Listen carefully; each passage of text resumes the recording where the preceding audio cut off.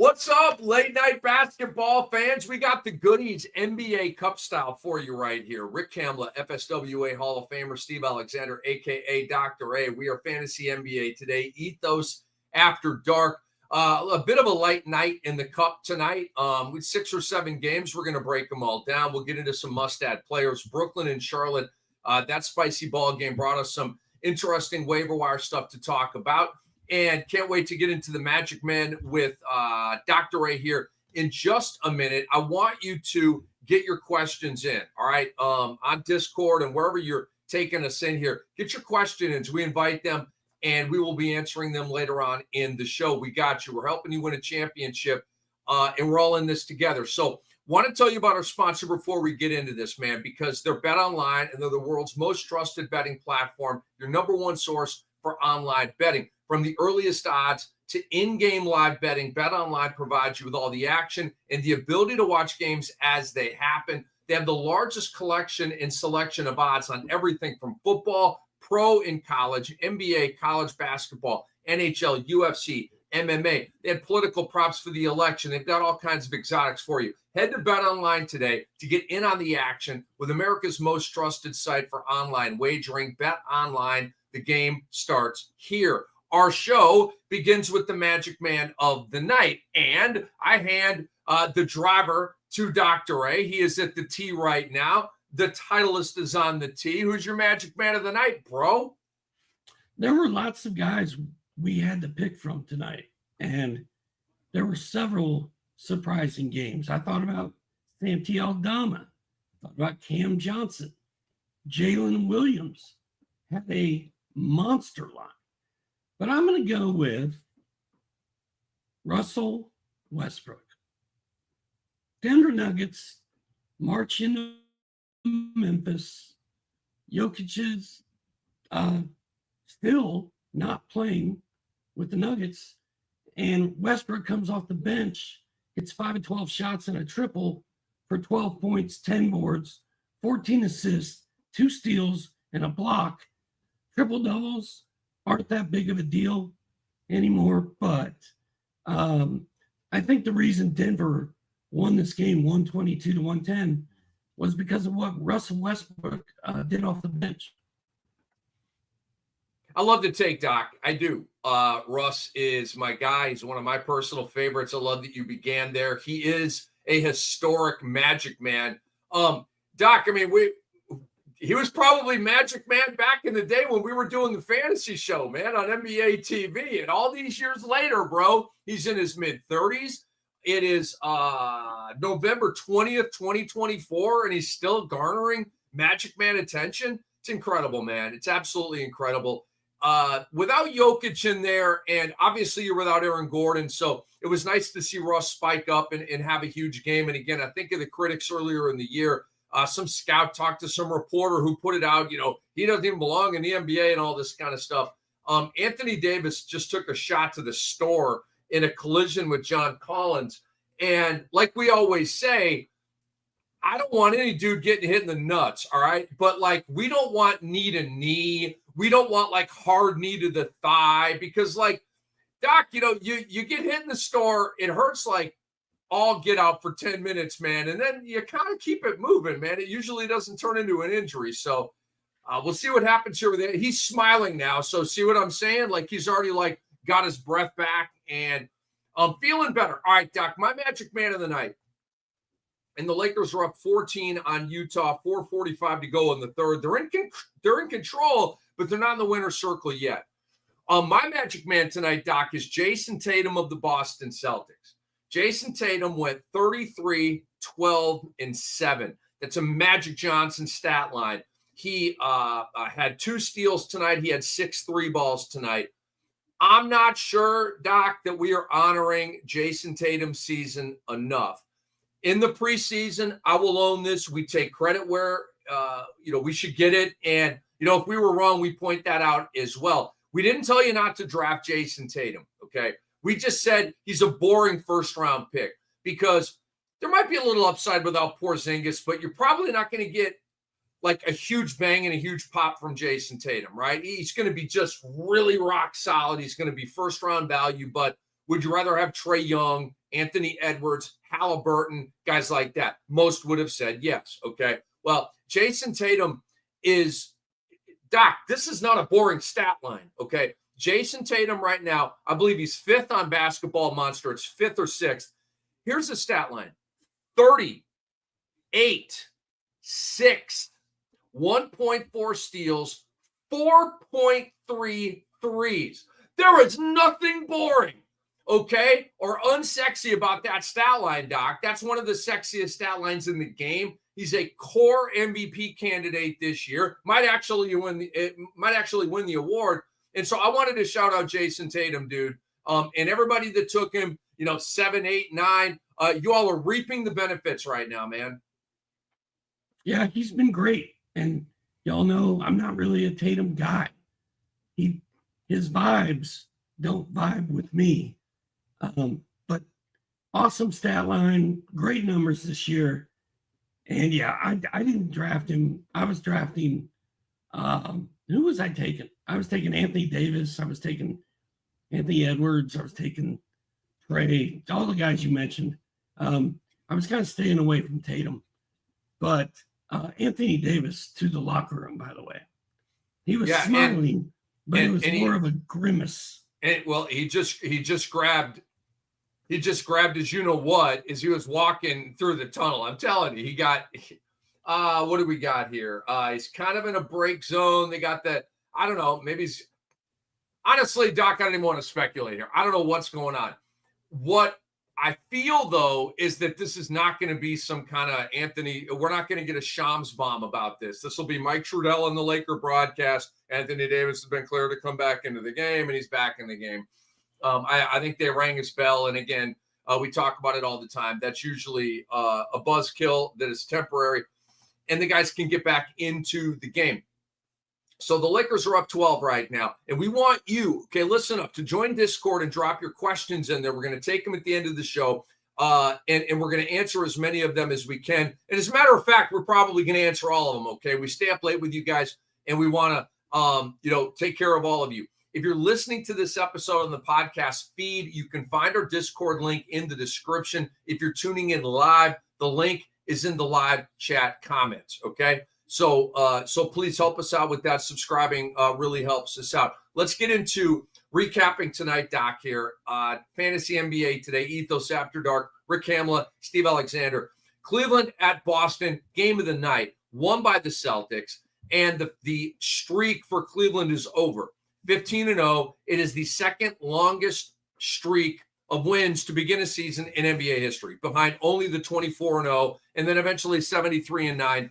Golden State Warriors of 15-16. Okay, so this is an historic streak. Kenny Atkinson already has a feather in his cap. Like, no matter how the rest of it, it's like, yo, we went 15-0, bro. Check the history books. Okay, so shout out to all of them for all of this. I do want to mention, Doc, that again, we take credit where credit is due in all of this. I told you last night, guys, Cleveland plus 5.5. I thought Boston would win the game, but I thought Cleveland would hang. And Donovan Mitchell, Doc, you were watching the game. Bang, bang, bang, bang, bang, bang, bang. Just hit bucket after bucket after bucket after bucket, basically just to cover.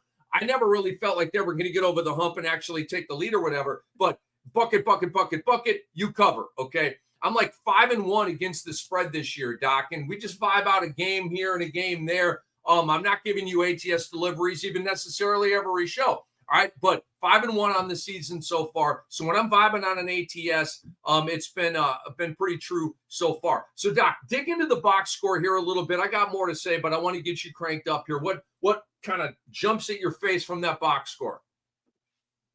Well, the Celtics were up 17 at halftime, and this game looked like it was over. It was getting out of hand, and then Donovan Mitchell kind of caught fire. And Evan Mobley kind of caught fire. And this was a game. It turned out to be the game that we hoped it would be. Cleveland has nothing to hang their heads about. They got beat at Boston by 3 points. Like, good job. Way to go. They didn't get it done. The box score, I don't know that there's a lot of stuff in here, fantasy-wise, to really uncover. Al Horford was amazing. 20 points, 4 triples, 7 boards, 3 blocks, 32 minutes. If the Celtics don't play back-to-backs, get Horford in your lineup, man. And then Peyton Pritchard, 13 points, 2 boards, 3 assists, a steal, 3 triples. Like, that's stuff you can pick up off your waiver wire, probably, and it's pretty good. And then Cleveland, once again, dude, they play such a tight 8-man rotation, and that it's just nobody goes off except for Donovan Mitchell. Everybody does their part, and they're just good. And Dalton Connect is on fire. Dude, Dalton Connect just had back-to-back Jordan shrugs. Oh, here he is again, another heat check. It's short, but he was fouled. 3 free throws coming up for Dalton Connect. He's got 27 points, 15 in the third. If he goes bang, bang, bang, it'll be 18 in the third. Shout out to Stacey King, by the way. That's a Stacey King joint. I love Adam Amin and Stacey King, Doc. Like, I love those guys. I love plugging into the Chicago broadcast. Bang, bang, bang. Stacey King, you the man. But Dalton Connect right now is going bang, bang, bang. So he hit him with a 3-ball, a left wing joint, and hit him with a shoulder shrug, then came back very next possession at basically the same spot. And again, they gave him space, right? It was not a logo 3, but it was not a hug the line 3 either. And bang. And then he gave another one like, dude, I'm just in the zone right now. So, Doc, we have a Dalton Connect thing going on. And I know you make the rounds in all of your leagues every single day, right? I make the rounds in my leagues every single day. And I picked up Dalton Connect in a couple of Yahoo leagues earlier today. A bit of a light night. He's cooking. Like, each game seems to build on the previous one. And so I think I dropped Keyshawn George, who the last 2 games is completely the bottom's fallen out. I'm like, let me get into some Dalton Connect. Dude, he is killing it. And Doc, he's creating a question here right now. Does D'Angelo Russell or Rui Hachimura remain in the starting lineup over Connect? Or do they like bench D'Lo for Connect, or do they bench Rui for Connect? I think he's given JJ Redick a lot to think about in terms of keeping him in that starting lineup right now. Well, didn't they? I thought they already benched D'Lo for Dalton. Dalton came out and hit 3s to start the game. I think he's locked and loaded. He's only 31% rostered in Yahoo leagues. Like, stop what you're doing and go pick up Dalton Connect. This is a run, don't walk situation because he's going to score 35 or 40 tonight. Hell, we're still in the third quarter. He's got 30. He's got 27, but he's going to the line for 3. Like, go get Dalton Connect. I love him. I've got him in Cam Dynasty. I've got him here. I've got him there. I've got a lot of Dalton Connect. I've also got him in my DFS lineup tonight. So, let's go, baby. And it was like, so check it out on Twitter. I promise you he's trending right now. Dalton Connect, that's Knecht, because you're going to see LeBron, Jared Van, like the Laker bench just going crazy, especially on the second shoulder shrug. They were losing their minds on the Laker bench as Anthony Davis was in the locker room holding his groin, okay? And we wish him well, and hopefully he can come back out here. Guess who Lakers fans' favorite player is? It's Dalton Connect. They love this kid. They go nuts every time he touches the ball. They love him. He's at the line right now. First one, good. So I just wanted to go ahead. Connect was so good at Tennessee. And I don't remember who they played. Maybe it was like Illinois. They played somebody in the tournament. And Dalton Connect had a bad game in the NCAA tournament. Tennessee got booted. And everybody just sort of stopped talking about Dalton Connect. That dude is a pure scorer, and he's doing other stuff. Like, I'm fired up. Doc, he got age shamed, which is one of my great pet peeves with the NBA.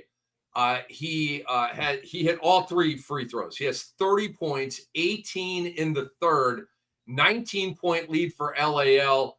1 minute to go in the third quarter. But he's hit 10 of 12 shots and wow. 7 3-pointers.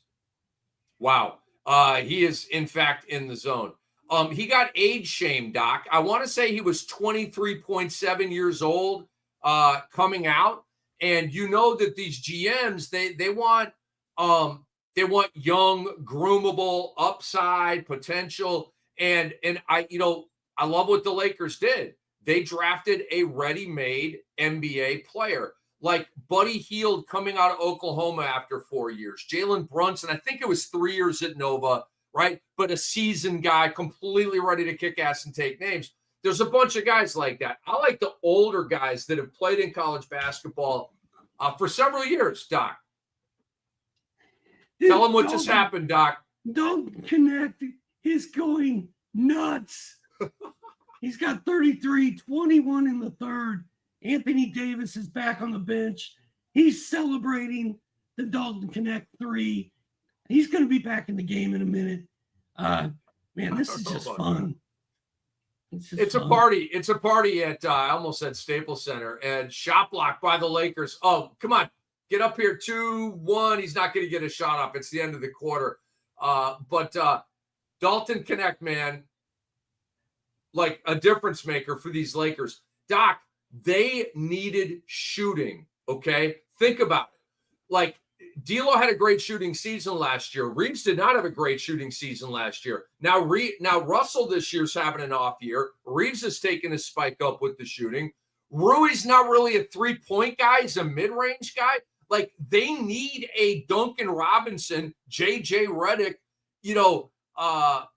Kyle Korver. They need that three-point sniper on this team, Doc, and it pretty obviously they found it in Dalton Connect. Like, dude, like he looks like a 40% three-point shooter for the next 15 years in the NBA, does he not? No, he does. I watched him a lot at Tennessee, man. He's just pure. He is a shooter, and he's doing it tonight, man. And he's been doing it like 4 or 5 games in a row. This is nothing new. He just hadn't been this hot. This is, and so look, let me give you all the word to the wise here, okay? Dalton Connect right now, and we love him, all right? This is not, I'm talking about the next game.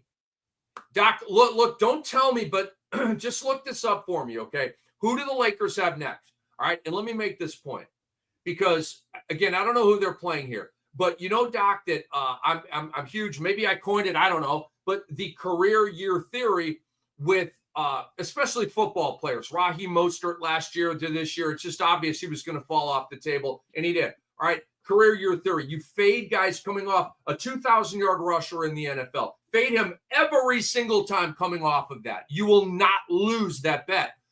And so career game theory, Doc. When a guy has a game like this, okay, I run, and I'm not saying I'm going to drop Dalton Connect in fantasy leagues. I'm saying like in DFS, and if you're thinking about prop bets for the next game, I'm going under, assuming that his like point per game number is going to be inflated by what he did here tonight. But he's coming back to earth, I promise, and I don't care who they're playing. When you have a night like this, where you could blindfold yourself and still, so he's going to come back to earth in a big way. But the previous game for Dalton Connect was 27, made 5 threes. And so now he's popped. He's completely taken the roof off of the building that he's in with this game. All right.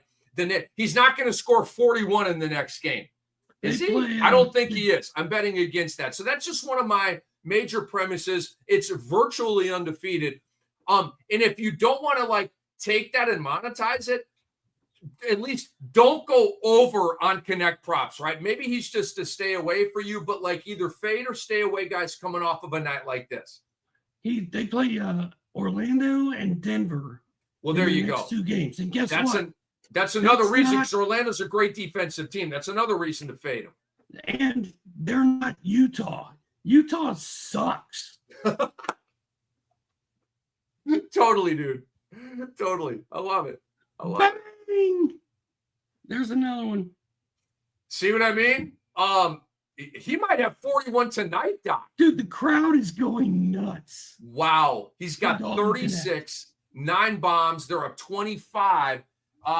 Is Anthony Davis? I'm not even sure they're going to put Davis back in the game at this point, Doc. He may sit the rest of this one out. I mean, they're up 25. They don't need him. He is. God. He's still. Boy. Oh, here it is again. Short. Did they foul him? Moving screen. They called on LA. Dude, I love the Lakers know right now. Let's really tilt the pinball machine right now with Dalton Connect. I agree with everything that you just said about Dalton Connect. Like his price in DFS is going to go from here to here. It's going to make it tough for him to be valued. And can he do this again? No, he's not going to do this again tomorrow or whenever they play. But here's the thing, man. He's played really, really well for 5 games, and LeBron James loves Dalton Connect. Great and point. If you play for the Lakers and LeBron James loves you, you're good to go. That's why Dalton Connect should be owned in 80%, 90% of Yahoo leagues and not 30. That is Dr. A, Steve Alexander, FSWA Hall of Famer. Connect to the hole, draws a foul, and he'll go to the line, a chance to get up to 38 points. But that was an outstanding point, Doc. I completely agree with what you said. It is Fantasy NBA today, Ethos After Dark. He scored he scored 18 straight points for the Lakers, and it's about to be 20. It's insanity. Good Absolute God. Insanity. This is fun. Like, it could just be a Laker blowout of the Jazz and, various buckets by various Lakers. The occasional, a big fast break jam by LeBron James, but Dalton Connect is having an out-of-body experience. He is cementing his status in that Lakers starting 5. Which you'll have Austin Reeves in there, you'll have Dalton Connect in there. That's a pretty damn good backcourt for the next however many years. And so we'll keep giving you updates on this with what Connect does. 101-78, Lakers over Jazz in the NBA Cup. Here's LeBron. Dude, wrong side of the floor. Connect is not going to get a shot off this possession. All right. So, Doc, I just wanted to say about Al Horford, because he struck me as well tonight. He had 2 huge blocks late in the game. He had 3 blocks in the game, 20.7 rebounds, just like more on Boston's win over Cleveland. He had 4 3 balls tonight. He is not just a good fantasy player. He's a fantasy stud. And don't look at his 9.8 points per game or whatever that is, right? He's like, the points per game is, but it gives you boards, gives you assists, blocks, steals, threes, high efficiency. And he's just kind of low-key really, really good, all right? And, Doc, to me, he's a Hall of Famer. When the counting numbers are like, they're close, but like the averages per game, the All-Stars, All-NBAs, winning a championship, the 2 chips at Florida, Al Horford's a Hall of Famer to me. And he's still this good at this advanced age, okay? I still think he can play. He's got many years left in the NBA for me, but I love me some Al Horford, and I wanted to shout him out. Now, Doc, I want to make a point about the Cleveland-Boston game. All right. The reason why Cleveland was 15-0 is why they lost tonight. The reason they were 15-0 is exactly why they lost tonight. You're like, what in the F are you talking about, dude? His name is Darius Garland. Okay. Darius, nobody's surprised at Donovan Mitchell playing well. We all thought Evan Mobley would take a spike. He's taken a teeny-weeny little spike, okay? Jared Allen does Jared Allen things. Gives you double-double every night, okay? He's done nothing extravagant this year. The guy that has completely blown expectations out of the water is Darius Garland, okay? He's had, as of about a week ago, he had a better stat line than Donovan Mitchell. I think Donovan Mitchell's had some massive games here, and now he's that number 1 guy on Cleveland, which we thought that he would be all along. But the fact that Garland over like the first 3 weeks was their best player statistically, okay, was a huge surprise. So that to me was the difference. How the hell is Cleveland 15-0? Boom, that's how. And when you combine all the other guys with Garland spiking, they just became this dominant, formidable, unbeaten team. Darius Garland tonight, Doc, was dreadful. 8 points, 3 of 21. John Starks is somewhere snickering, and 0 of 6 from downtown. He literally shot him out of this basketball game, a la Karl Anthony Towns in the West Finals against Dallas last year. So that's the one more point I wanted to make on this game. Any piggyback on that, or should we move on to the next game, bro? Let's move on. All right. Let's talk about Oklahoma City and San Antonio, Doc. A victory for Andre Lemouche's Spurs. He is our great producer. 110-104. No Chet, no Hartenstein, no Wemby. And so I'm looking at Zach Collins here, Doc, because I picked him up in a couple of leagues tonight, just kind of streamer type of deal, because I had your voice in my head. Anytime Wemby is out, you have to go get Zach Collins. And I'm a big boy. I can make my own decisions. I have been since 1989, but Doc's my boy, okay? And he's hot on Zach Collins. And I like I said, I picked up Connect in a few leagues today, and I picked up Zach Collins. He went 12-7, 3 assists, a block, a steal, and a 3. He went 1-1-1. I'm not mad at that stat line, Doc. It's not great, but I'm not mad at that stat line. It would have been a hell of a lot better if Charles Bassey wouldn't have come out of nowhere. That dude came like out of the depths. I got him in 30 deep. I got me some Bassey in 30 deep, bro. Like coming out of one of those lava craters in Star Wars where Darth Vader almost died. Like, he had 12 points, 8 boards, 2 blocks, a steal, hit 5 of 6 shots in 21 minutes. And I think it sort of rendered Collins like, okay, let Bassey run. He's hot. And I think that hurt Collins. Collins was solid, though. He was okay. Batsy, 12, 8, and 2 with a steal, 5 of 6. He tore his ACL. The team hung in there with him, and he's paying some dividends right now. Mamu played kind of interesting. Like, Mamu has been like a bigger part of the rotation than Bassey, and tonight Bassey just went like, yo, hit me with lobs. I'm going to do this thing. And to see him pass Mamu, and you're like, who's Mamu? It's Sandro Mamu Kilishvili, I believe it's how you say his name. Everybody calls him Mamu. Okay, that's who Mamu is. On the San Antonio Spurs. So your boy Champagny, again, solid line, 2 threes, a block, 2 steals. We told you he's a fantasy goodie guy. And for Oklahoma City, Doc, tough loss here, right? They're in the cup. They're trying to win these games, and they boot this one at San Antonio without Wemby. And you had, again, and I'm noticing this with OKC, Doc. Shai Gilgeous-Alexander, 32, 3 and 7, 3 steals, 5 threes. Jalen Williams, 27, 10 and 6, 5 steals. Holy expletive. They're getting virtually nothing else outside of that. Okay. And by the way, you're missing Holmgren, Hartenstein, and Isaiah Joe. 3 of your top 8 in your rotation. That's starting to take its toll on OKC a little bit here, Doc. The Usman Jang experience.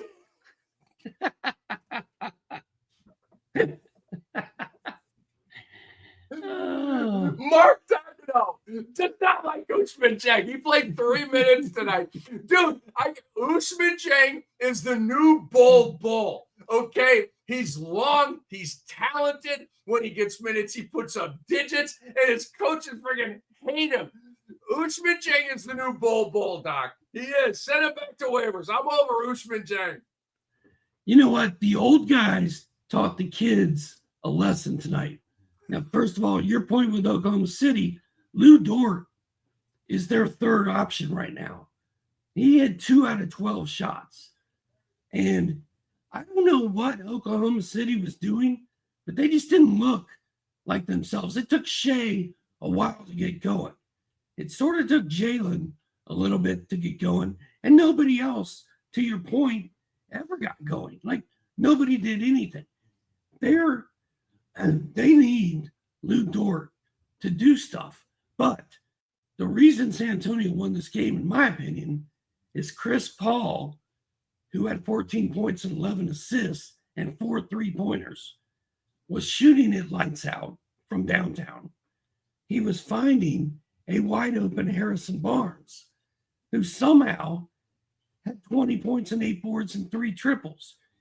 If you add the age together of Chris Paul and Harrison Barnes, it's probably older. It may be older than, it's not. It might be older than the starting 5 for OKC. Like, 2 old guys just came in and showed OKC how to do it. Chris Paul made a ballsy 3 late in that game too. Shot clock winding down. He had to kind of pivot over to his right and get it up and off. And Chris Paul is not a great 3-point shooter anymore. And so, like, when he makes a shot like that, it's like extra sort of exhilarating, because he just, as he gets older, the legs aren't there, and he's not a great 3-point shooter anymore. Tonight he had 4 of them. And a good win for San Antonio. They are hanging in there, Doc. 7-8, 6-3 at home. And again, look, Vegas knows this, okay? So you're not gaining any sort of advantage. Well, maybe you are, maybe you aren't. With the point spreads on San Antonio, do not go there on the road, all right? But like tonight, without Wemby, all right, they beat Oklahoma City. They're 6-3 at home. We've said all year, they're feisty at home, all right? They're different. They're young. But the role players all play better. They're more confident, more comfortable. And that's an NBA adage. And that's been going on for decades and decades, all the way back, to the 50s and 60s. Role players always have played better at home. So just keep San Antonio in mind in home games here if you are an ATSian on the NBA. It is Fantasy NBA today, Ethos After Dark. He is FSWA Hall of Famer Steve Alexander. I'm Rick Kamla, and Dalton Connect is back in the basketball game. Utah's gotten it to 15, which is good only for fantasy purposes, right? And it's actually fantastic. Anthony Davis in the game, LeBron James in the game, Dalton Connect back in the game. So Connect does have a chance to get to 40. He's at 37 right now, and he's got a chance to set the NBA rookie record for threes in a game. He currently is on the number right now. He's tied with 9, okay? 3 balls in a game. That is the all-time NBA rookie record. So one more 3-ball by Connect. And again, like 5.5 minutes to go here. Reeves, driving kick. Oh, Reeves. He drove and kicked, but the corner was vacated. That was brutal right there. Keontae George, Steve Alexander's guy, goes up for the yam. All right, Doc. Charlotte at Brooklyn. I want to start with a non-fantasy take because I thought it was awesome. I thought it was petty. I thought it was aggressive. I thought it was, I don't know what else, but Brandon Miller and Josh Green tried to punk Ben Simmons. I don't know if you had a multi-view up, Doc, or you were able to watch this game, but this was going on simultaneous to Cleveland and Boston.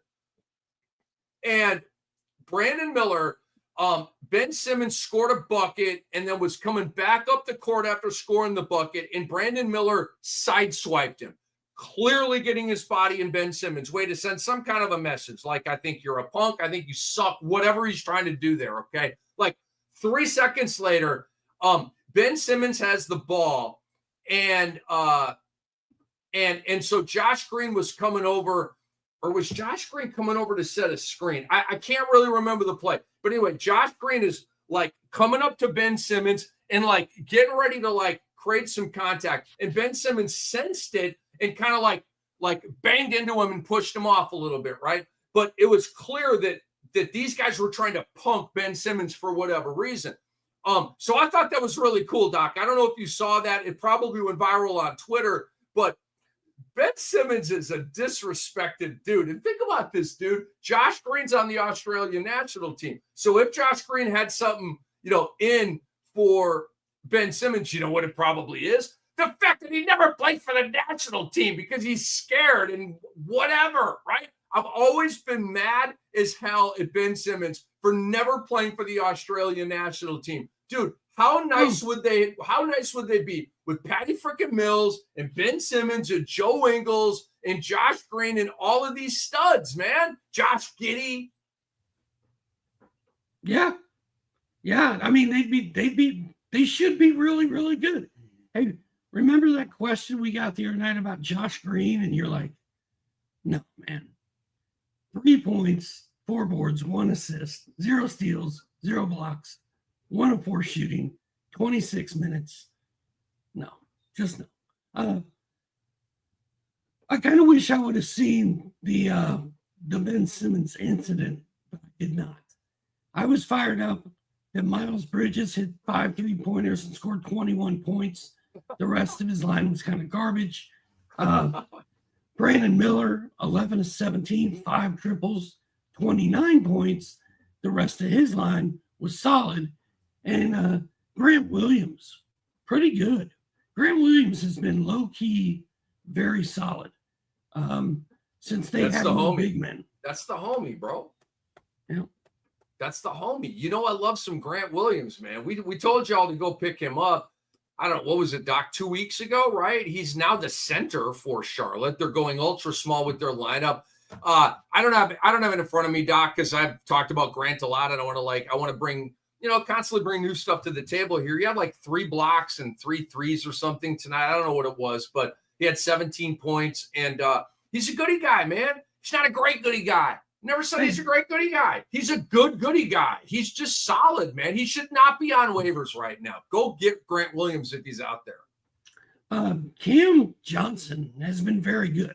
No steals or blocks to speak of all season, but he's scoring in double figures every night. Tonight he had 34, 2 blocks and a steal, 5 boards, 4 assists, 6 triples. He was on one. He had a great night, but he's been pretty good every night. If you can live with Cam Johnson not getting you blocks and steals, he's been great. That's, you know that I'm not a big Cam Johnson guy. I see the game tonight. Okay, he hit a heater. I mean, he's a talented guy, but he's not a defensive guy. He leaves you dry. It'll be like 0.6 and 0.5 in the defensive categories. I said I just think the guy's overrated. I'm not into the Cam Johnson thing. I think he's an okay NBA player. I don't hate him, everything like that. I just, when people want to like talk about him I just don't see it. On the season, he's averaging 17. Okay. He doubled that tonight with 34. Cam Thomas obviously was out, I believe, back. And so hopefully a little back flare up. We get him out of the fight for a game or two. He comes back and Cam Johnson goes back to a very ho-hum, very mundane, in my opinion, 17, whatever. So I'm not a Cam Johnson guy. Interesting thing tonight, Doc. Jalen Wilson entered the starting 5 with Cam Thomas out. Played pretty well. 17 points, 5 threes. Basically did nothing else. The lack of PRA is unsettling. 1 rebound, no steals. Like, what?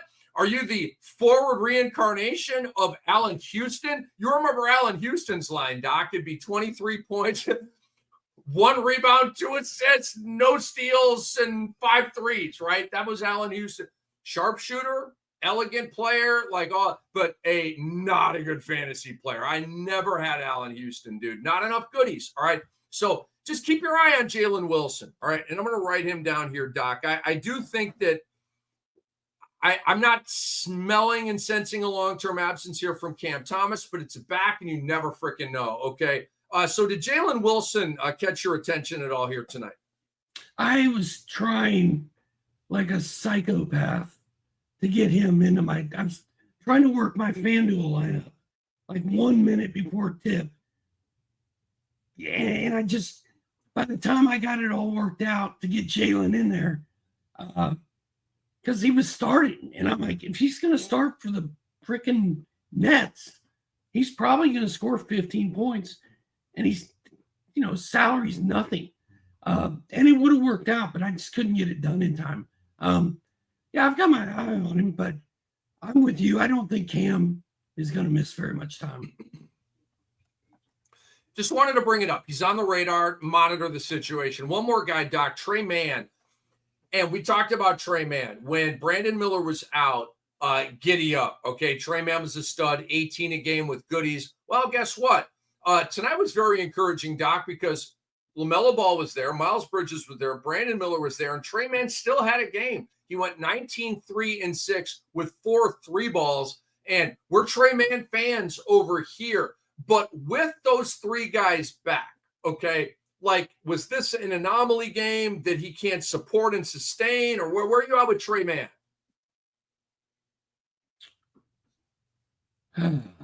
LaMelo Ball was terrible tonight. Josh Green was terrible.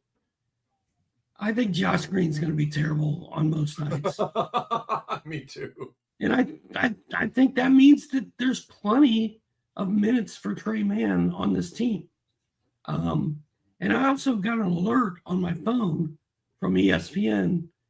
Trey Mann channels Vince Carter. And I'm guessing he threw down some insane dunk tonight, which I still haven't seen. But I'll be looking for that later. If I've got Trey Mann on my team, I'm just holding steady. Yeah, look good tonight. Just want to alert you, this would be a good time to go back to waivers to get a Trey Mann if he is out there, because we've been doing the yo-yo with him, right? Like we always say, don't fall in love with your waiver wire pickups. You're going to have to send a lot of these guys back to waivers. And I know you hugged up on them and you cuddled with them and they gave you good goodies for a minute and you kind of had a little crush on them. And so get over it, okay? When they, like Keyshawn George of Washington, the lines were pretty good for a minute. When you go back to back, what the F was that? I send you back to waivers, okay? And there's no love lost. Now, let's move on to Denver at Memphis, Doc. You mentioned Russell Westbrook. I just want to say this, all right? We're just like, and then I want to talk about Jamal Murray. Russell Westbrook is on the Mount Rushmore of stat guys. And this is a joint that I pulled from NBA radio in my show with Antonio Daniels. But we're talking about LeBron James. We're talking about Wilt Chamberlain. We're talking about Nikola Jokic. And we're talking about Russell Westbrook. And if, Doc, you think and as I say this, Magic Johnson's coming into my brain, like his stat lines were just crazy. Michael Jordan, and, I'm more of a PRA guy. Like Jordan's a 35-5 guy. Kobe, a 25-5 guy, right? I like the guys that are doing the 27-7 like LeBron. The Russell Westbrook, 4 triple-doubles in a 5-year span. Jokic basically flirts with a triple-double every night. Luka, Doc, is probably in the running for the Mount Rushmore of stat guys all time. But I do know this.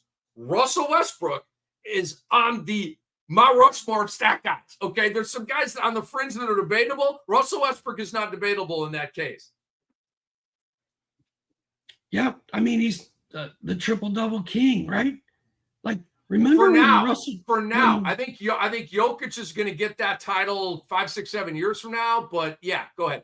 Well, when Westbrook started racking up endless triple doubles, it was sort of unheard of since like Oscar Roberts was doing it, and like he averaged a triple double for an entire season, and I think a lot of us thought that was not going to happen anytime soon, and he did it.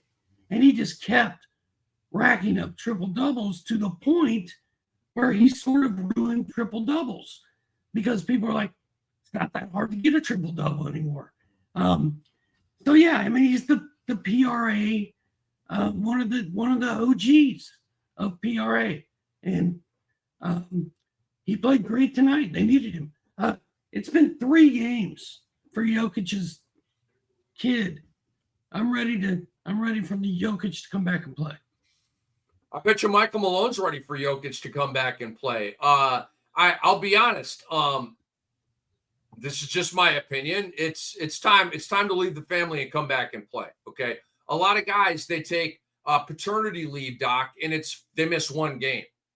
You know what I mean? Like a lot of baseball players, I'm a fantasy baseball guy, right? You'll see NA by his name. What the hell's wrong with my hold guy, right?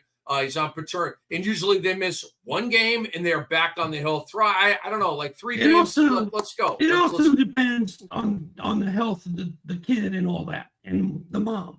Like we just don't have information. So, but I'm ready for him to be back. I mean, certainly I don't have any intel about anything like that going on. Hopefully everything is routine and everybody's happy and healthy. If And everything's routine, it's time to come back. that's what I'm saying.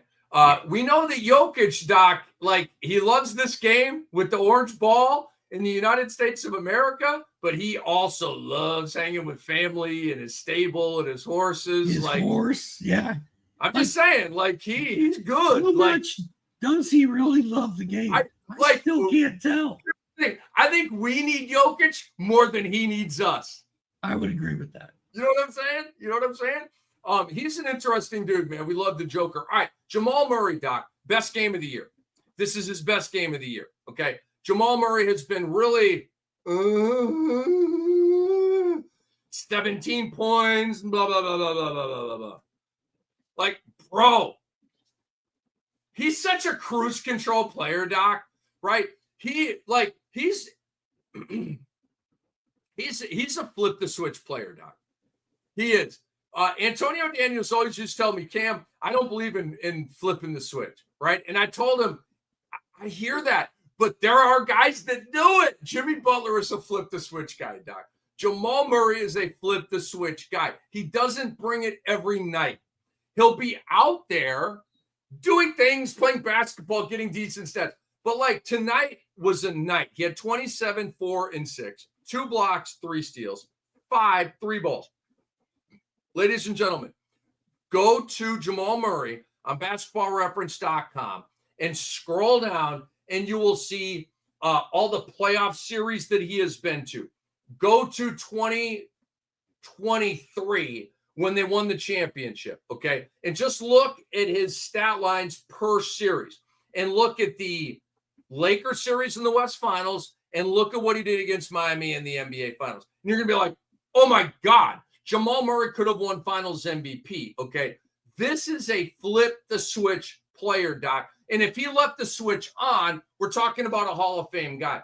But he leaves the switch off so much that he's not even an all-star yet. He's a really confusing and complicated basketball player, dude. He really is. Yeah, and my son, Soren, loves him, and he always has him on his team. He's like, hey, I got Jamal Murray. I'm like... And like, I'm not impressed. He's going to be hurt in a week. Like, like he's always hurt. His playoff performances pretty dreadful at times. Like that. And wasn't he terrible in the Olympics? Yes. Yeah. Terrible in the Olympics. Like Canada was supposed to be in the gold medal game against USA, and they didn't even come close. His name. He's one of those guys I feel like his name is bigger than his game. I like it. I agree. I mean, look, Doc, he's a champion, okay? And I will say this right now, he had one of the great Robin performances in NBA history. A la Tony Parker, a la Pau Gasol, a la Kyrie Irving. Like, what he did to support Jokic in that playoff run, I will never underestimate it. I will never underplay it. It was massive. It was historic. It was transcending for him. The guy's got a ring, okay? I'm not mad at him. I'm just saying, right? I would like the motor to rev a little bit more consistently for Jamal Murray, and I'll leave it with that. And I want to move on to New Orleans and Dallas, Doc. And I have no fantasy takes on this game at all. And I know that Andre Lemouche and Sport, they're paying me and they're paying you for fantasy takes. And I'm telling you, I kept my eye on the game. I'll be honest. Okay. I was like more critically watching other games, kept my eye on the game, looked at the box score. I'm like, I have nothing. Okay. And so I'm not going to make stuff up and I'm not going to lie to you. What I'm going to say is I hate this box score. There are no takeaways at all. And I'm going to give you a hot take here, Doc. Okay. The New Orleans Pelicans need to trade Zion Williamson, and they need to trade Brandon Ingram. Obviously, right? He's in the final year of his deal. They don't want to pay him max. He wants max. We all know that they have to trade Brandon Ingram, but I'm doubling down and maybe even tripling down. So the triple is CJ McCollum. Why not? He's a vet. He's in the way of young guys. What the hell is New Orleans doing at this point, right? So what's gone from promise and hope and optimism to me has gone to pessimism and ominous and dark. Okay. I am not feeling it at all. Doc, you know that I have patience to a point. I may be a little bit quicker fused than a lot of people, but I've been very graceful in terms of giving grace to Zion, not Ingram. I'm not an Ingram guy, but Zion and the Pelicans. One of these years, it's going to pop and they're going to figure it all out. I'm done. That ship has sailed. That a pin has been taken to that balloon and has popped, and I don't care anymore. Okay. Right. And so I'm in wrecking ball mode on the Pelicans right now. And so, look, they've always been a theory, Doc, and to me, it's a dead theory. A lot of theories don't come to fruition. They're theories. They sound great. You see it. Boom. It's a failure. We got to move on. Okay. And so, and think about it, Doc. They don't have to tank, but they got to reload. Okay. So you don't have to just make draft pick trades. I'm not saying whatever David Griffin wants to do, but they got to break up this group. Do you feel like, Doc, at some point they're going to zipper this thing up? They're going to get healthy and make a run with the group they have right now. They're 4-11 after tonight's loss. Well, clearly that photo you saw of Zion back in September was photoshopped. You're like, bro, I'm kind of feeling Zion. I know. I was really feeling Zion. Rick, snap out of it. Are you okay? You were right. Dude, I've got him in the INJ on so many teams, I don't know what to do with his ass. I mean, he's Mr. INJ, Doc. You just drop him to the bottom and you forget about him and move on. That's But even with McCollum and even with DeJounte and even with Zion, New Orleans has had injury problems for like 7 or 8 years. The guys always get hurt on that team. Always. And they stepped it's a voodoo curse. It's a Bayou voodoo curse, Doc. And they last year they told us, oh, we hired all these nutritionists and all these medical experts, right. And we're going to take care of everybody and keep everybody healthy for 82 games this year. And now this year, none of them can stay on the court. It's a disaster. Yes, it's an absolute disaster. Give it up and start trading away and gathering picks. Go the OKC route. So you're with me. You're time to back up the wrecking ball, isn't it? It's terrible. Oh my God. It's so terrible. The Lakers are 17.4 seconds away from a win here, okay? They're up 122-113. So let's dig into this box score a little bit for you. Let's start with the winners. Dalton Connect ended up, guys, with 37 points. He made 9 3 balls. So he is now tied for the rookie record for threes made in a game. One right here. Well, let's see. LeBron, pass it. Oh, he's not even in the game. Never mind. I thought he was out there. I thought they were going to try to get him. You confused. I mean, look, and so if you're watching the Lakers, Austin Reeves and Dalton Connect, they're going to mess with your brain a little bit. Austin Reeves has a little bit of a. What's that? No, they look similar. They do. I mean, for obvious reasons, but they have a similar body type, right? A similar like muscle tone. And so look for like Reeves has a little bit floppier hair. I know maybe that's like a weird take for you, but like you're going to be like, was that Reeves or Connect? Trust me, when you watch the Lakers, you're going to be doing that because I've been doing it tonight, especially against this like stark gold. Like it's like friggin' Big Bird out here. The floor that the Lakers have for the NBA Cup, they're like playing on a steamrolled version of Big Bird. Earmuffs for my daughter, who's a Big Bird fan. She doesn't want to think of anyway. Sorry for the dark analogy right there. So Doc, back to basketball here.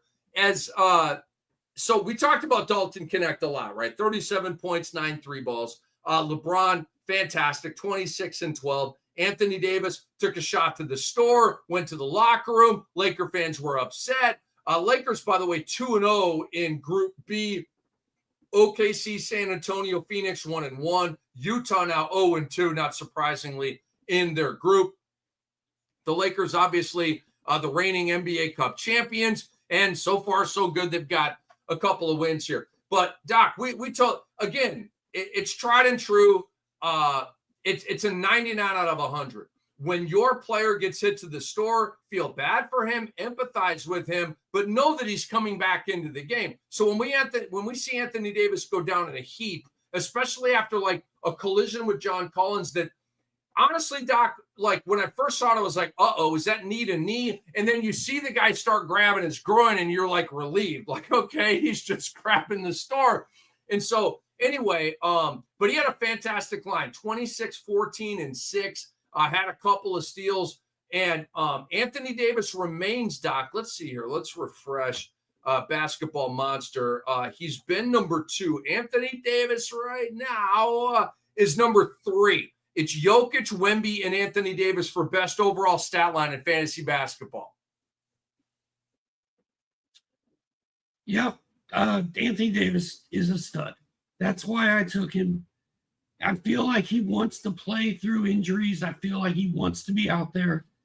I feel like load management is something he's not interested in. You know what he is interested in? He wants to win MVP. And he's playing at MVP level this season. I can't believe they couldn't get Dalton Connect 3 more points to get the 40. Dalton Connect, by the way, played 38 minutes to lead the entire game. He played more minutes than anybody else on the court. D'Angelo Russell, 2 of 8, 8 points. He did have 6 boards, 6 assists, a steal, and a block. So that was good. But I just feel like the D'Angelo Russell show in LA is about over. Doc, I don't have him in any leagues. You could have wrenched my arm behind my back to the point. Maybe not to the point of Ricky Bobby and Jean Girard in the bar when pride got in the way of Ricky Bobby and he let the dude break his arm. I'm not going to let you do all of that, but you could have wrenched my elbow up behind and I'd have been like, yeah, I'm good on D-Lo. I ain't taking him, man. I mean, again, Doc, career year theory. Hello, Dante DiVincenzo, career year theory. I'm telling you guys, it's undefeated. When a guy has a weird spike out of nowhere, Dante DiVincenzo, he's never been close to 15 points a game. If you didn't see Dante coming back to earth this year, you weren't listening to me. And D'Lo, and Dante set the Knicks record for threes in the season, right? D'Lo last year set the Lakers record for threes in the season. Hello, career year. Means fade him the next year. Every single time, and you will get it right. Doc, I want to tell people about YouTube engagement. Join us on YouTube for our live shows where you can drop your questions in that chat. And again, Andre Lamouche is going to aggregate them. We're going to answer them later on for you. And make sure you don't miss any new episodes. Subscribe to the Sports Ethos channel, okay? Subscribe to the Sports Ethos channel. It's very important, and it helps us out a lot. If you're enjoying the content, support us by giving this video a thumbs up. That will help us as well. Doc, any must-add players stand out to you from tonight's, I believe it was 6 games in the NBA? I'm looking here. A Trey Mann, a Grant Williams, a Jalen Wilson, Jake LaRavia, again off the bench, but played a pretty good minute count. He had 3 blocks. Jake LaRavia is pretty rough in the field goal percentage in the points category, but he is a goody guy. Again, I hate that box score from New Orleans and Dallas. I got nothing. And I didn't really see a waiver wire guy pop in OKC San Antonio other than Zach Collins, who we talked about. So who's the must-add guy here tonight? If somebody went to waivers for like one guy off of tonight's games, who would you tell them to go get? It's Dalton Connect, obviously. After that, like I'm saying, run, don't walk to get Dalton Connect. Like game over. He's locked and loaded for the whole year. LeBron loves him. Redick loves him. His teammates love him. The fans love him. He's going to play, and he can shoot, and that's what they need. So Dalton Connect is automatic. I think out of the guys you mentioned, the one that I would probably target that would be available in leagues is Grant. Grant Williams? Yeah, Grant Williams. He was in Boston and he was good. And then he went to Dallas and he sort of sucked. And now he's in Charlotte, and he sort of sucked. But now they're banged up, and he's playing, and he looks good. And they need warm bodies out there, and that's what he does. I think, to me, Grant Williams is like the safest guy that we talked about. I agree. I like that take, Doc. I do. Let's move on with a look ahead at Wednesday's slate. And Doc and Aaron Brewski will be here at 12:30 Eastern on Wednesday with a full breakdown. But we do like to do a little bit of a look ahead. And Doc, I want to start again. Like I don't do this all the time, but I vibe out ATS. ATS is against the spread. Okay, it's the point spread. And we do a little bit of that here. We don't do a lot of it here, but we do a little bit of that here because I do have. I like dabbling with it from time to time. All right, so Doc, I want to focus on Chicago at Milwaukee, and I want to vibe this out. And I'm not like I've just been doing this a long time, and I watch the league. Okay, it's not like I'm scientific. I don't have algorithms or anything like that, and I'm not dispelling algorithms. If you do it right, they're really, really good. All right. But, Doc, I like Chicago plus 8.5 tomorrow. And I want to tell you why. Milwaukee's coming off of a major feel-good win the other night. But it's more important. So, like, I don't know. Are they getting traction? Did they just get a win? Are they due for a little setback? I don't know. But I'm not really feeling like, whoa, they got a juggernaut cooking in Milwaukee. Okay. But what I've noticed, Doc, in recent years is that Chicago plays Milwaukee very tough. And again, I don't have numbers to support this. You're just going to kind of have to trust your boy. I'm in the lab every night watching League Pass.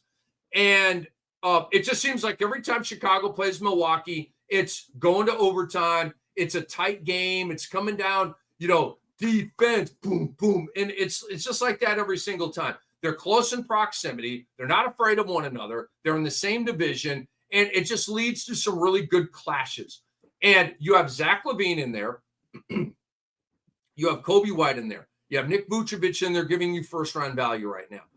Patrick Williams is healthy. Ayo Dosunmu is healthy. Okay. So, like, Chicago's got their dudes. If Chicago didn't have their dudes, I wouldn't be talking about this. But, like, Zach's going to go in there and hit 25. Kobe's going to go in there and hit 20 plus. Vooch is going to go in there and hit him with a 20 and 10. Okay. They're going to do that. And so is Milwaukee going to get another 27 with Goodies Lopez game? Giannis is going to do his thing. Dame's going to do his thing. But like, is Lopez going to have another one of these massive games? I don't know. Okay. So it's 8.5, Doc. It's 8.5. That's a big number. I don't think Milwaukee, as weird as they have been and as under 500 as they have been this year, has earned an 8.5 point spread. I just think it's overinflated. I think Vegas is like, oh, here comes Milwaukee. And then the bettors have to support it, right? Putting money on it to support the number. So the book set the line. The audience or fans support the line. And so I just don't agree with that Milwaukee's 8.5 points better than Chicago right now. I don't think Milwaukee's 8.5 points better than anybody right now. So I like, and I'm 5-1 ATS this year. I'm vibing out these games and I'm vibing out the Bulls tomorrow, Doc. Well, Chicago's 6-9. Chicago's weird, right? I think that entire argument you just made all hinges on how well Nikola Vucevic plays. Vucevic. Pardon me. I thought I was on mute. I gave you guys a big throat clear right there. Sorry about that. Go ahead, Doc. Pardon me on that. Oh, I did that all through our draft one night. I thought I was on mute. I wasn't, and I still feel bad about it. Chicago, their success is all dependent on Vucevic. Why can't I say his name anymore? I used to be able to say Nikola Vucevic. Start with Vooch. You got to hit Vooch. Vooch. It all hinges on Vooch. And Vooch in his last game went bananas. That was last night when I had like 3 big men as my magic man of the night. And he was one of them. So he needs to do that again at Milwaukee for them to cover this spread. I think Milwaukee's going to look at this as a potential turning point of their season. Doc Rivers is going to be like, guys, let's go blow this team out and let's start building something. Like, let's start a winning streak. Let's start winning games we should win every time. And this is one of those. I don't hate the Bulls plus 8.5, but I'm not betting. I understand. So just a heads up to you guys. I know a lot of you watching, you play the fantasy, you also do the ATS side of it. And again, I'm 5-1 this year, and I've been very selective. I'm not into volume at all. I kind of look at the slate and I'm like, yeah, that one stands out. So that's all I got to say on that. Go ahead. It's also an ESPN game, so everybody's going to be extra jacked because it's on national television. So that might work in Chicago's favor, actually. We shall see, my friend. We shall see. One other game I want to talk about here, Doc. Tomorrow you have Atlanta Golden State. Pretty good game. Will Jalen Johnson play? We don't know, but we'll all be watching that. New York at Phoenix, I think it's going to be a really intriguing game. Actually, let me make a point about that. I have 2 points to make, Doc, on this New York and Phoenix game. I believe that everybody should fade or bet against Devin Booker in his point per game prop. And I'm not sure if you or Andre Lamouche can find that number right now. I'm not even sure if that number is out. Okay. And that's a frustrating thing. Always has been for me with props, right? Like those lines need to come out sooner than they do. A lot of times they don't come out until midday, late in the day. The books are trying to keep the line from you because they think we out here in average man land have a leg up with something. It's really annoying. Okay. But so Devin Booker's point prop is probably going to be 25.5, 26.5, something like that. And he should crush that, right? Think about this. Tomorrow, you're going to have no Durant and no Beal. And you're going to have Mikal Bridges and OG Anunoby in your nose. Okay. And so how is Devin Booker going to get off? It's a Tom Thibodeau team. Tibbs is going to be like, number one. Pardon me, Doc. Let me get the Tibbs voice right here. Number one, Booker. Number two, Booker. Number three, Booker. That was a terrible Thibodeau, but you get the point here. And I'm talking about 1, 2, and 3 in the scouting report. All right. He's going to be like, if we take Booker out, we're going to win this game by 20 points. And they're probably going to win this game by 20 points because New York, I feel like New York is galvanizing some momentum right now. But I just wanted to say that, Doc. I think you either fade and stay away, or you just go ahead and go under the point prop on Devin Booker. But I do not. He's been in the teens in 3 of the last 4. He did have the 44-point spike, but there's no spike game coming here against OG Anunoby and Mikal Bridges. I totally agree. And, part of you thinks, oh, well, nobody else on Phoenix can score, so it has to be him. 25.5. Andre's saying 25.5. So I'm going under on Booker at 25.5. But yeah, I'm with you, dude. The reason Mikal Bridges is in New York is for times like this. Like, go stop their best player. Like, that's what you do. Plus, Mikal Bridges has a history with Phoenix. So guess what he wants to do? He wants to shut his ass down. And that's what he's going to do. No doubt, dude. No doubt. Yeah. I mean, I will, in your honor, find someone to bet me tomorrow. Phoenix, Devin Booker under 25.5 points. That might and be, also, go ahead.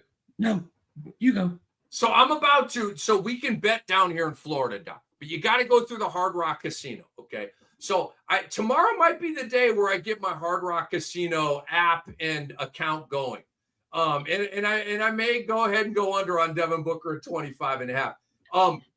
That number may be bet down a little bit. I don't know if this is a betting take that grows legs, and not that oh, I'm so super smart, but there may be a lot of people out there looking at Booker and kind of putting all these puzzle pieces together and going, yo, he's a fade right now. I wonder if that number is going to come down. I certainly don't think it will go up as people realize the defensive resistance that Booker's going to be facing tomorrow. And then, Doc, you know that I'm a big Houston guy. They're my little team that could. They were sort of my spike team of the year. I really like their roster construction. I like their players. I like their coach. I like the defensive mindset. And I really just saw pop from this team. That has happened, okay? And tomorrow night or Wednesday night, I guess it's later on today, you will have the Indiana Pacers at the Houston Rockets. I just think this is going to be a really fun game, Doc. And the reason why is styles make fights.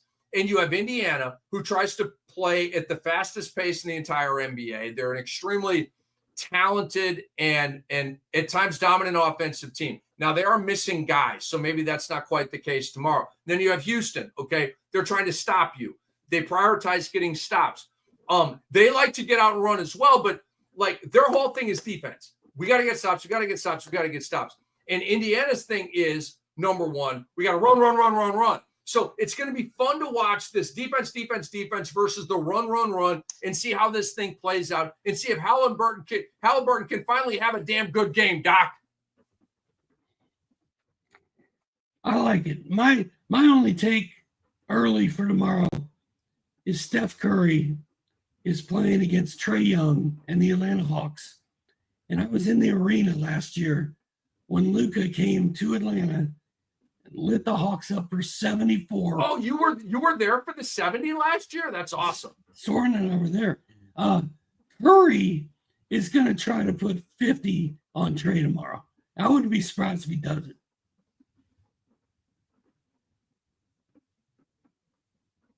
Pardon me, I have mute on. Why is Curry going to go for 50 against Trae Young tomorrow?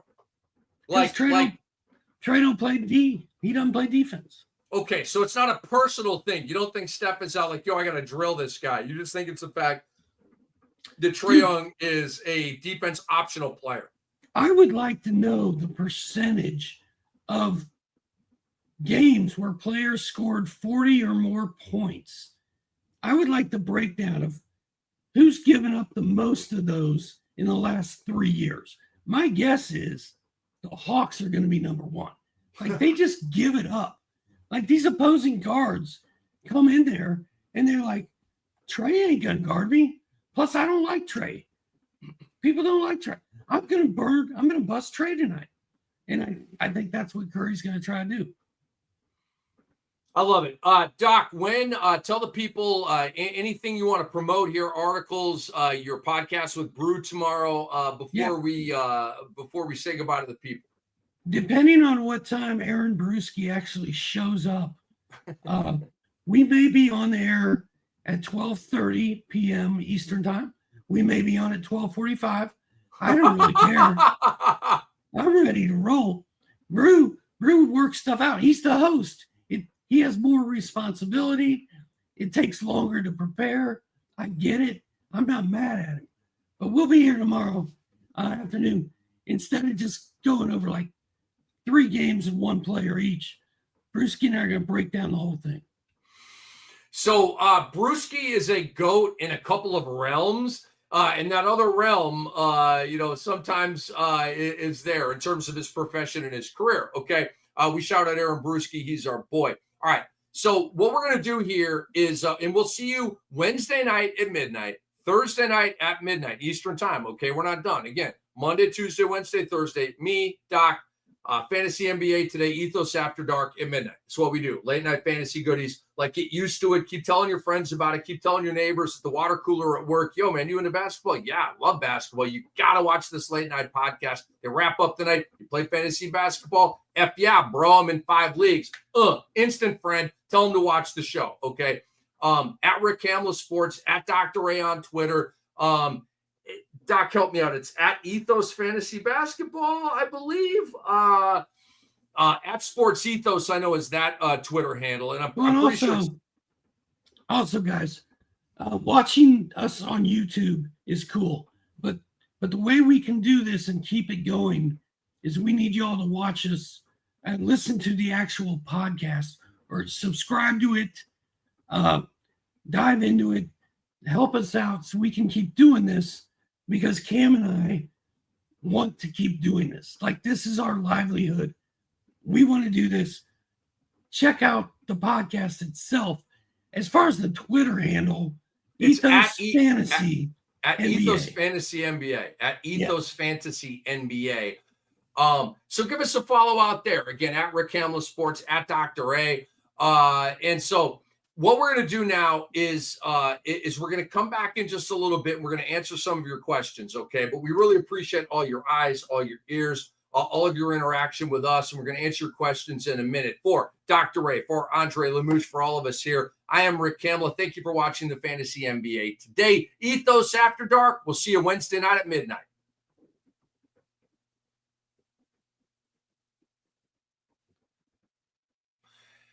All right, we are back. Rick Kamla and Hall of Famer Dr. A answering questions from the people. And Andre Lemouche has a quick trivia question. He asks, who are the 3 other players that made 9 3-pointers in a single game as a rookie? You know what? That's pretty cool by Andre right there, Doc. That is. Because the Laker broadcast, Andre, give me a comment on this. The Laker broadcast, I did not see a graphic that had Dalton Connect and Rashard Lewis and whoever else was Dale Ellis and like whoever else was, and I'm just making up names here. But like they didn't run that graphic, or at least I didn't see that graphic. So I was wondering who is he tied with? Okay. So all right, Doc, 3 other players tied with Connect. And he gives us a hint here. He says, you each get 2 tries. He says, hint, one of them is playing in this game. Whoa. He said, Doc goes first. So you go first, bro. I guess I'm going to say there's 2 guys I want to say. I'm going to say Colin Sexton. Wow. Didn't see that coming. Now Andre, help us out here. Does Doc need to say Sexton and then another guy and another guy? Is that how we're doing this? Like, no, it's your turn. It's your turn. Okay, 1 each, he says. Okay.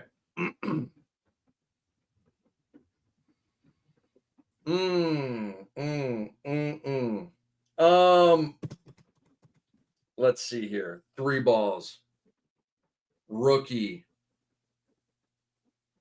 All right, I'm in a weird mood, okay, Doc? Because like I don't know, right? I don't have.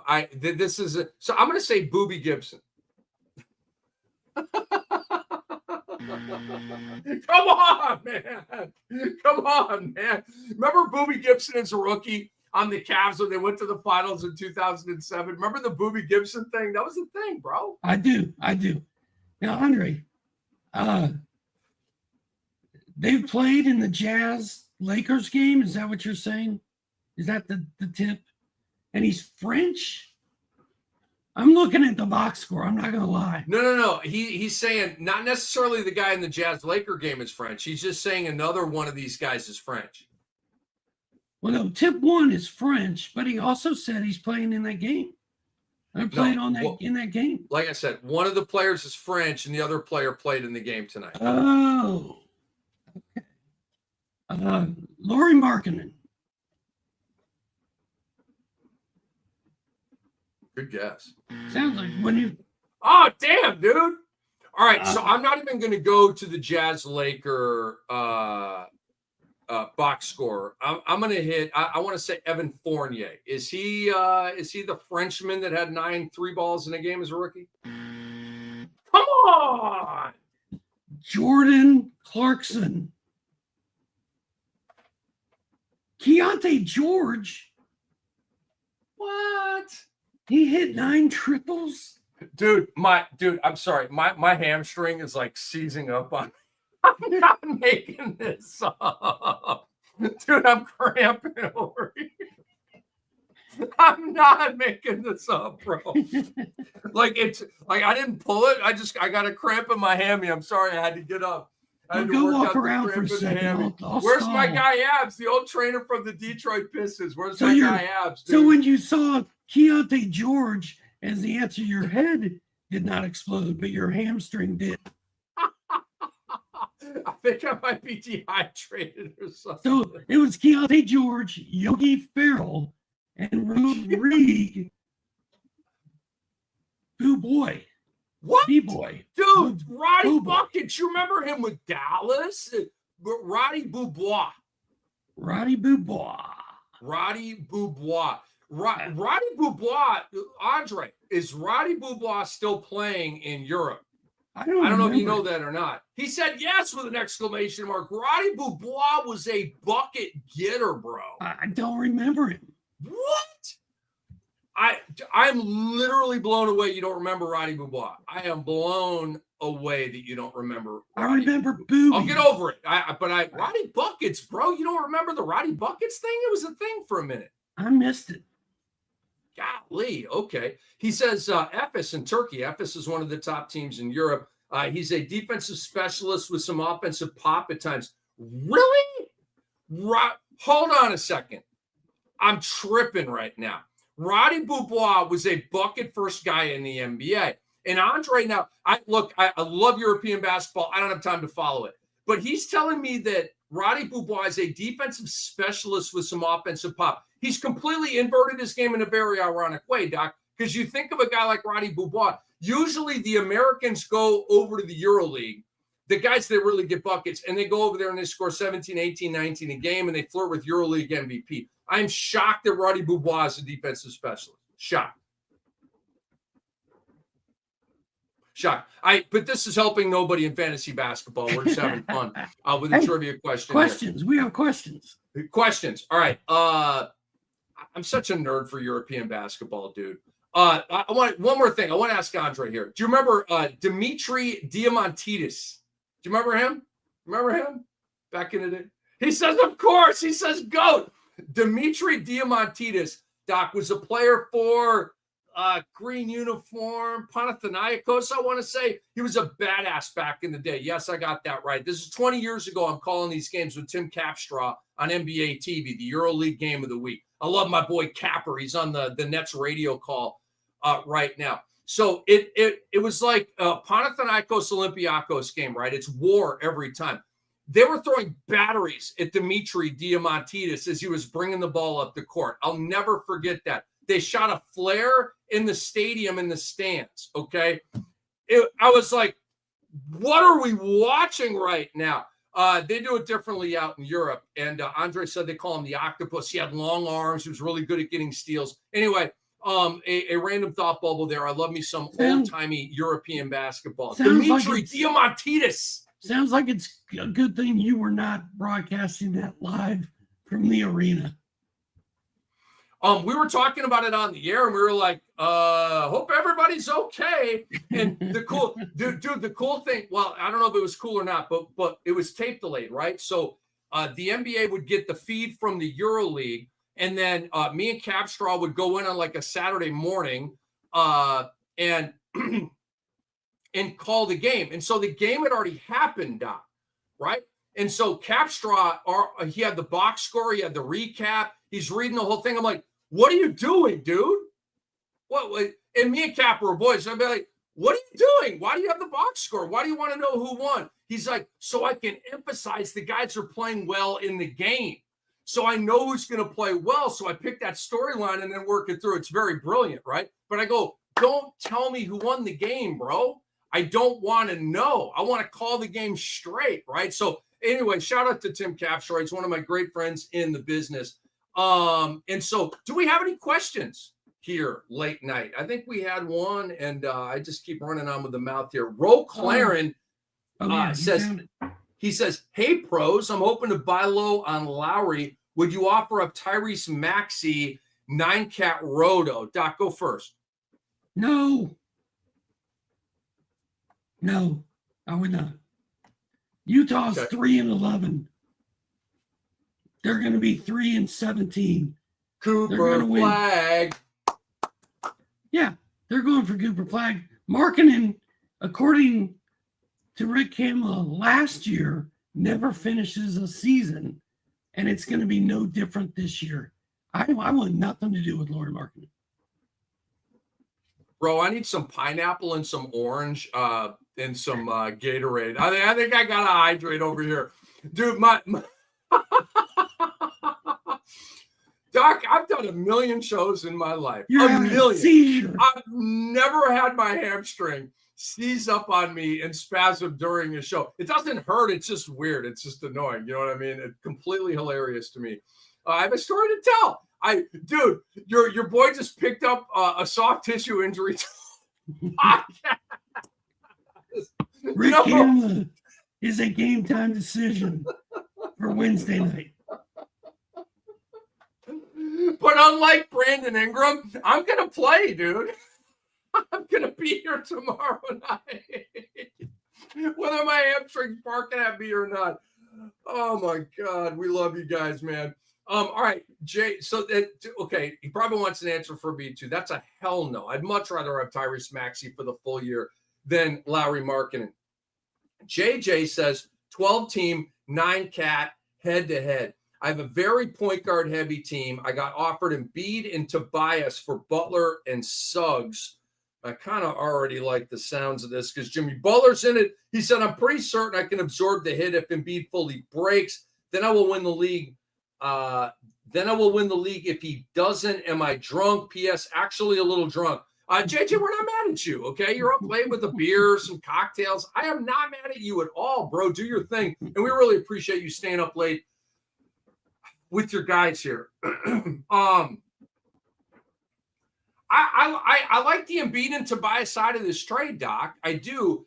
And I kind of can't believe I'm saying that. I'm not super high on Embiid. I don't think I got to think about this a little bit more. I feel like a scene from Office Space where I feel like, hey, I'll handle this, Professor. Any chance I can get rid of Jimmy Butler, but then I'm getting into Joel Embiid, who's not going to play back-to-backs. There are going to be more DMPs this year. And Tobias is solid, 15 and 7 every night. I take it back. I take it back. I'd rather go Butler and Suggs the rest of the year because of the Embiid factor, my lack of trust in that. Okay, so that's where I'm at. Okay, I'm going Embiid and Tobias because Jimmy Butler and Joel Embiid are the same to me, except that Joel Embiid can actually win you a fantasy league by himself. And this dude says, JJ says, if Embiid stays somewhat upright, then he may win the league. And if he doesn't, he thinks he can absorb that loss. You swing for the fences here. You trade and get Joel Embiid on your team, and you see what happens. If you didn't tell me that you couldn't handle it if Embiid went down, then I wouldn't tell you to do it. But you said you can. And Embiid is a league winner. Jimmy Butler is not. Do it.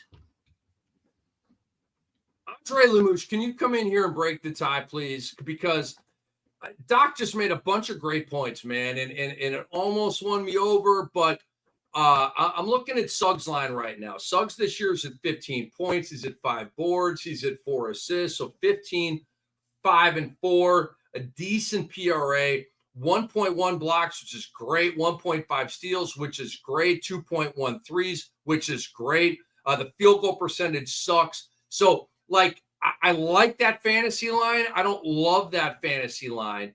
And Jimmy Butler's Jimmy Butler. Oh boy. I'm going to stand on what we said though, Doc. I'm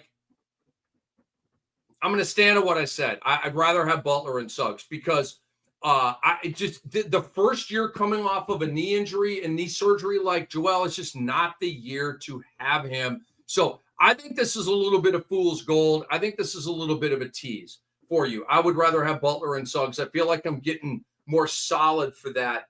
And so Andre says tie break. He says Butler and Suggs. Maybe see if he'll throw in somebody better than Tobias Harris. And I want to say that if this was a roto league, it would be a hell no. The fact that it's a head-to-head, I'm going to think about going into Embiid, but in a roto with all the DNPs, that's a hell no. All right, rapid fire here, Doc, and so I want to tell you about Discord. It's free, and YouTube Live. We got some chat questions, and we love you guys checking us out there. 2777 Beal for, like, where does the Twitter handle? Okay, 2777 Beal for Kessler, 14 team, 9 cat, good trade, question mark. Oh man, like injured guy for injured guy, I'd rather have Kessler. I want Kessler, and it's not even close. Oh, not even close. Okay. Next question. I'm down on both right now because they're both hurt, but I'm not a Beal guy. I'm not a Beal guy either. All right, Steven626 says, who's most droppable, Carrington, Peyton Watson, or Ochai? And that is an outstanding question because I'm going to say none of them. I would drop Peyton Watson for Dalton Connect, but I'm not dropping Carrington, and I'm not dropping Ochai. Dude, Agbaji's stat lines, Doc, are Goodyville. It's blocks, it's steals, it's threes. Like, he doesn't score a ton of points. I love Ochai Agbaji. I think nobody talks about him. Nobody talks about him. He just flies under the radar. Yeah. I mean, people should try to trade for Ochai Agbaji. Trade for him or trade for him. Because I bet that his owner doesn't value him that much either. Look, well, I want to look up his basketball reference rank, Doc. Can you look up what OG Anunoby's rostered percentage in Yahoo leagues? Ochai is 69 right now. Anunoby or Ochai? I'm sorry if I said the wrong thing. Ochai Agbaji is 69th right now. He's at 13 points. It is rostered percentage in Yahoo. Ochai's at 13 points, 5 boards, 2 assists, 1.3 steals, 0.7 blocks, 1.9 threes. Okay. Again, it's not they're at a stat line of all time. That's a really solid stat line. Here's a little comparison for you. We just talked about Jalen Suggs, okay? And I gave you a stat line. Like, it's good. Okay. It's not exceptional. It's good. Jalen Suggs is 68th. Ochai Agbaji is 69th. I bet you didn't know that Ochai Agbaji had a 1 ranking less stat line than Jalen Suggs right now. And he's 37% rostered in Yahoo. Just saying, man. Just saying. Scotty Barnes, he's got the eye, looks really comfortable in street clothes on the bench. Even if, like, with Quickly out, even if Scotty Barnes comes back, Ochai might stay in the starting lineup. I don't know. I'm an Ochai Agbaji guy. Hey, Rick. Now, yeah. You know what rapid fire means, right? Say that again? You know what rapid fire means, right? Well, yeah. Good point. All right. Rascal Roo says, not Fumble Rooski, but Rascal Roo says, will Derek Lively continue to be a mild disappointment all season? The answer is yes. I was not on him in the preseason. The Daniel Gafford thing is real. Doc, go ahead. Rapid fire style. Same. Yeah, Daniel Gafford is a problem. Okay, well, then you go first on this one, dude. Steven 626 says, okay, gives we got another one here. Who's most droppable? Kuminga, Bilal, Klingen, Fred VanVleet. How dare you put him in a drop question, Steven 626? I'm just kidding, although I'm not. And then I'll get to a second question here in a minute. Let's do the first one here. Who's the most droppable? Kuminga, Bilal, Klingen, or VanVleet? I don't know, man. I don't know. It's not a great answer, honestly. Is it Klingen? Is it Kuminga? Oh. Is it Koulibaly? It's Bilal, dude. Klingen's like 5th in blocks right now. Bro, Klingen's like 5th in blocks. Don't drop Donovan Klingen, please. I don't know. I want all those guys on my teams. I'm not dropping them. What about for Dalton Connect? Like, let's say he's out there. We're very high on him. I would drop Bilal to get Dalton. That's what I'm saying. I'll drop Bilal Coulibaly for Dalton Connect all day. Right. And then the next question is from FBB23. Who wins this trade? Oh, okay. I got you. All right, FVV 23. Who wins this trade? ESPN, 10-team points head-to-head. Zubats and Cam Thomas or Paul George and Jalen Suggs? Give me Paul George and Jalen Suggs. I'd rather have that side because I fear a shutdown for Cam Thomas. Same. I agree. I do not agree. Close. I do not think Cam Thomas is getting shut down. But I do think that Paul George and Jalen Suggs will be better in the long haul than Cam Thomas and Zubac. Different reasons, same take. All right. Steve Sloan says, should I drop Bilal Coulibaly for Malik Beasley?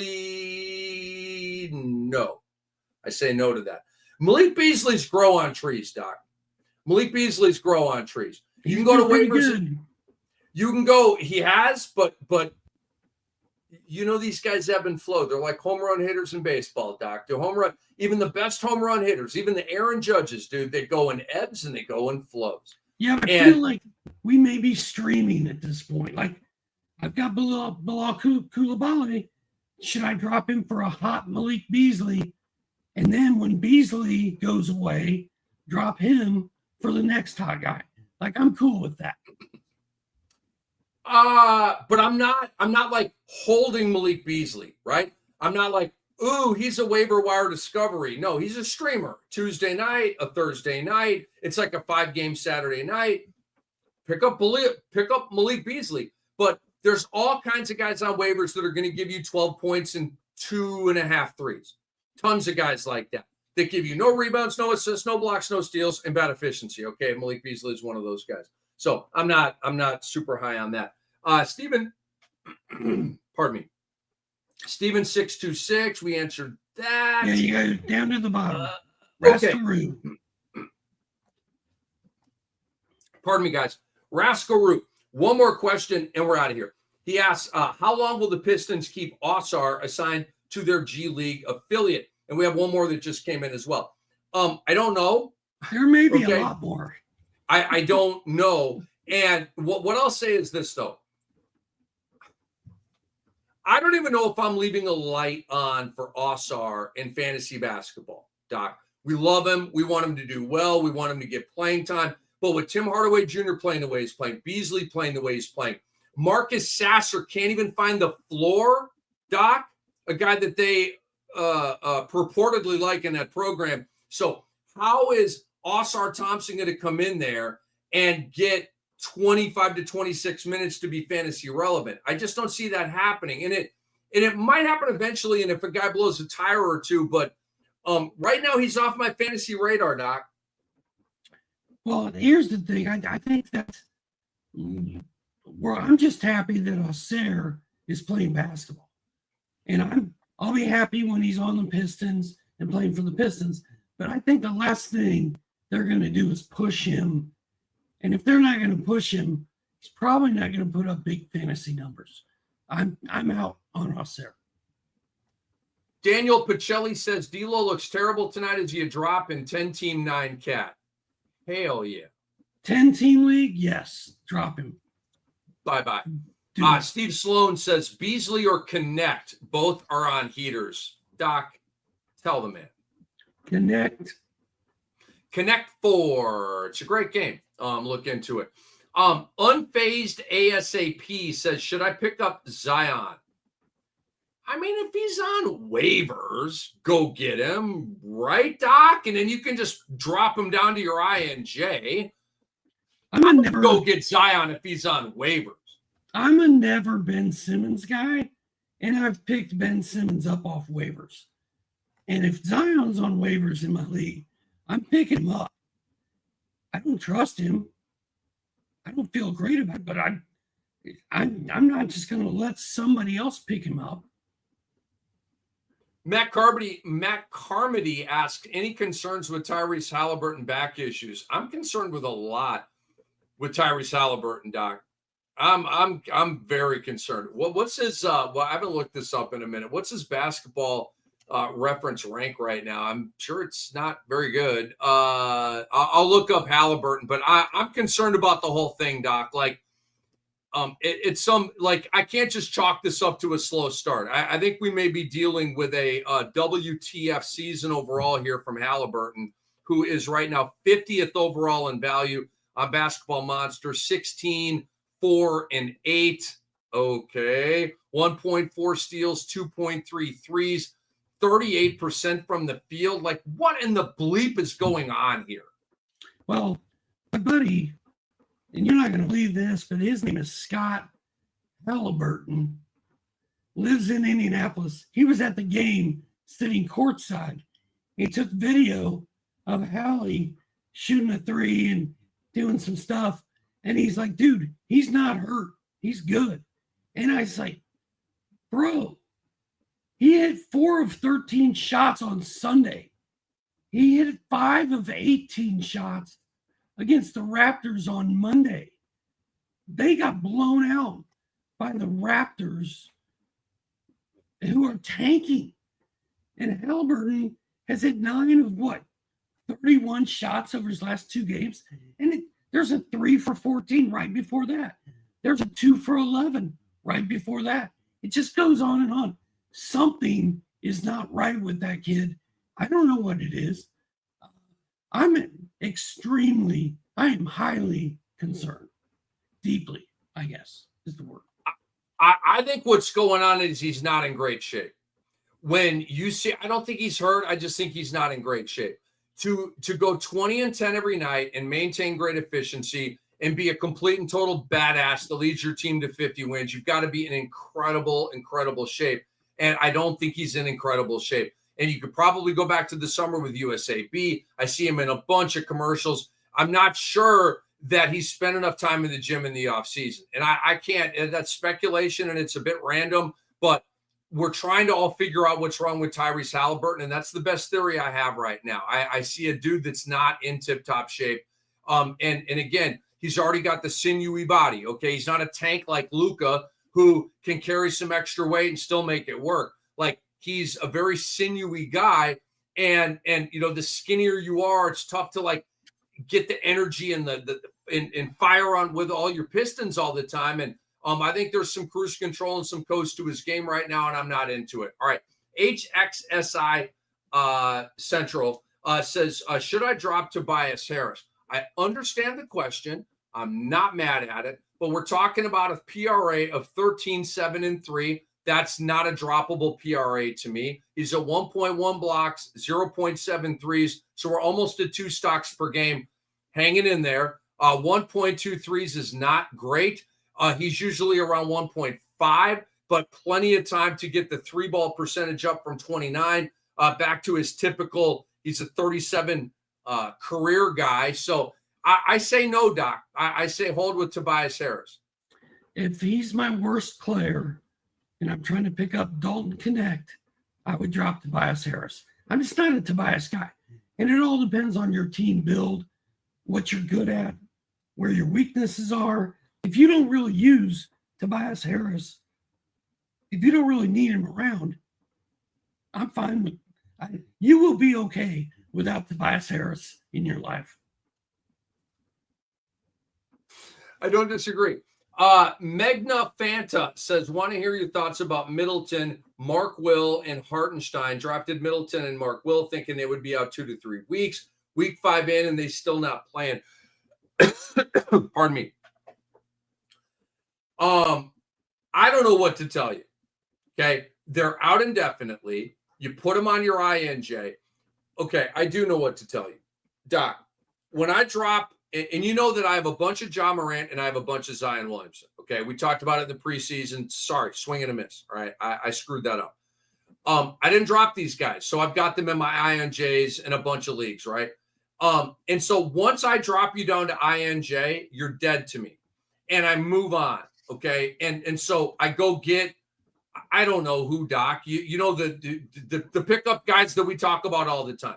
So I don't get emotionally tied. I'm like, I roll. Oh my God, Zion's hurt again. You got to be kidding me. Oh my God, Jaw's hurt again. You got to be kidding me. I send him to the INJ and I move on with my life. So that's where I'm at with Middleton and Mark Williams and Isaiah Hartenstein. And when they come back, then they create a decision for you. Okay.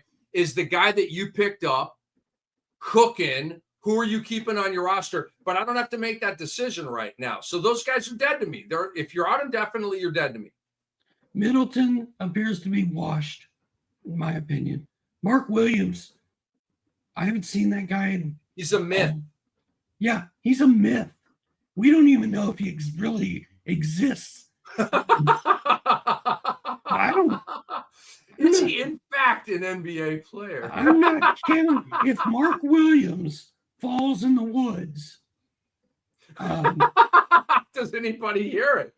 So I don't know. Other than the squirrels. I'm not holding Mark Williams or relying on Mark Williams for anything. Hartenstein is a different ballgame. He's coming back.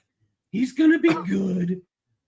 Chet is out till probably mid-March. Like, Chet's done. And that sucks. But Hartenstein's not that far away, I don't think. Like, another couple weeks. Hartenstein, I'm all in on. The other two, I don't care about. All right. Admiral Nita asks, who is the better buy low, Devin Vassell, Bradley Beal, or Jalen Suggs? I'll hit you with Jalen Suggs. He says 12-team 8-cat. I'm not sure Jalen Suggs is a buy low, but if I'm going to, go make a trade offer for one of those guys, it's going to be Jalen Suggs. Vassell, Doc, correct me if I'm wrong. Vassell missed tonight's game with knee soreness or something like that. And so what are we doing with that? But my answer here is Jalen Suggs. Yeah, my ranking is Suggs 1, Vassell 2, Beal 3.